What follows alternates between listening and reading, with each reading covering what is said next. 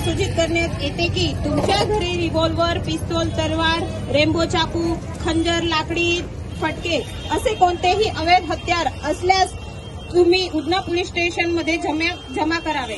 आणि जर combing checking दरम्यान कोणत्याही व्यक्तीच्या ताब्यात असे अवैध शस्त्र आढळल्यास त्याच्यावर कायदेशीर कार्यवाही केली जाईल। आणि ही नोटीस तुमच्या सुरक्षतेसाठी आणि नागरिकतेच्या शांतीसाठी जाहीर करण्यात आली आहे।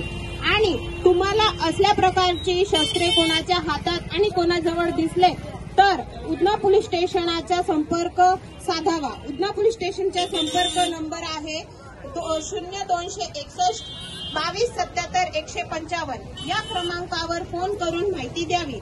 आणि सुरत शहर पोलीस नियंत्रण क्रमांक म्हणजे पोलीस कंट्रोल रूम 100 नंबरावर फोन करून माहिती द्यावी। जय हिंद।